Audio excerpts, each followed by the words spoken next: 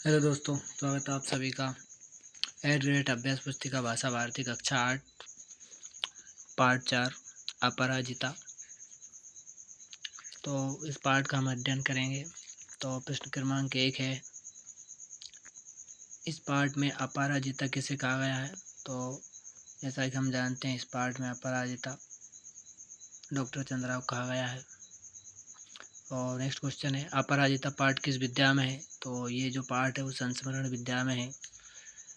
प्रश्न number 3, doctor Chandra की सफलता में सबसे बड़ा सहयोग किसका है। तो उसकी जननी का, जो उसकी माँ है, उसने उसे सबसे ज़्यादा सहयोग किया। और नेक्स्ट क्वेश्चन है, डॉक्टर चंद्रा की इच्छा क्या बनने की थी। तो डॉक्टर चंद्रा की इच्छा जो है चिकित्सक बनने की थी।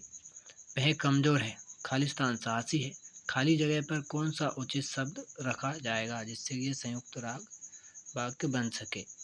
तो इसका राइट आंसर हो जाएगा परंतु। क्या हुआ, वह कमज़ोर है परंतु साहसी है। तो नेक्स्ट क्वेश्चन है हमारा, लेखिका शिवानी का मूल नाम खालिस्तान है।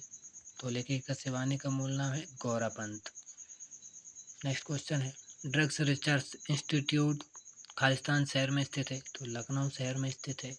डॉक्टर चंद्रा ने खालिस्तान विषय में डॉक्टरेट की उपाधि प्राप्त की। तो इसका राइट आंसर होगा माइक्रोबायोलॉजी। तो भय, शौक, हर्ष, आश्चर्य के लिए प्रयुक्त विराम चिन्ह को खालिस्तान चिन्ह कहते हैं, जैसे कि विस्मयादिबोधक। नेक्स्ट क्वेश्चन है, डॉक्टर चंद्रा की गर्दन के नीचे का शरीर खालिस्तान से निर्जीव हो गया था, पक्षाधान से निर्जीव हो गया था। तो अगला क्वेश्चन है हमारा, पाठ की लेखिका ने अपनी पंक्तियों से किसे प्रेरणा लेने को कहा है।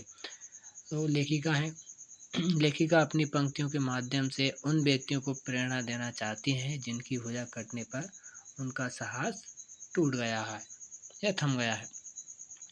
तो अगला क्वेश्चन होगा, डॉक्टर चंद्रा के व्यक्तित्व को एक शब्द या एक वाक्य में व्यक्त कीजिए।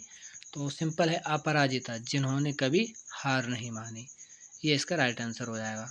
तो अगला क्वेश्चन है प्रश्न क्रमांक 13, ये क्या है, रचना के आधार पर वाक्य के प्रकार लिखिए। तो रचना के आधार पर वाक्य 3 प्रकार के होते हैं, सरल या साधारण वाक्य, संयुक्त वाक्य और मिश्र वाक्य। तो नेक्स्ट क्वेश्चन है, डॉक्टर चंद्रा की मां श्रीमती सुब्रमण्यम के किस गुण से आप प्रभावित हैं। तो इसका राइट आंसर होगा, उन्होंने अपना सुख को त्याग कर अपनी पुत्री के सपनों को सच में बदला। श्रीमती सुब्रमण्यम के इस गुण ने हमें प्रभावित किया। अगला क्वेश्चन होगा, अपराजिता पाठ की लेखिका ने लड़की को देवांगना क्यों कहा है। तो इसका राइट आंसर होगा, डॉक्टर चंद्रा ने अल्पायु में मिले कठोर आघातों को अमानवीय धैर्य और साहस से सहा। इतने कष्ट झेलने के कारण लेखिका ने लड़की को देवांगना कहा है। ये इसका हमारा राइट आंसर हो जाएगा। तो आइए चलते हैं अगले क्वेश्चन की ओर। क्वेश्चन नंबर आया था 16, साहसी जननी किसे कहा गया है और क्यों। तो साहसी जननी श्रीमती टी सुब्रमण्यम को कहा गया है क्योंकि उन्होंने लगातार 25 वर्ष सहिष्णुता के साथ अपनी पुत्री के साथ साथ कठिन साधना की और उसके जीवन को सफल बनाया। तो अगला क्वेश्चन है हमारा 17, इस पाठ का शीर्षक अपराजिता क्यों रखा गया। मैंने यहाँ से क्या है कलर चेंज कर दिया है। तो इस पाठ का शीर्षक अपराजिता इसलिए रखा गया है क्योंकि यह कहानी एक विकलांग महिला की है जिसने धैर्य, इच्छा शक्ति और निरंतर प्रयास से अपने जीवन को सफल बनाया। उसने कभी हार नहीं मानी और विषम परिस्थितियों में भी आगे बढ़ती रही, इसलिए इस पाठ का नाम अपराजिता रखा गया है। तो अगला हमारा नेक्स्ट क्वेश्चन होगा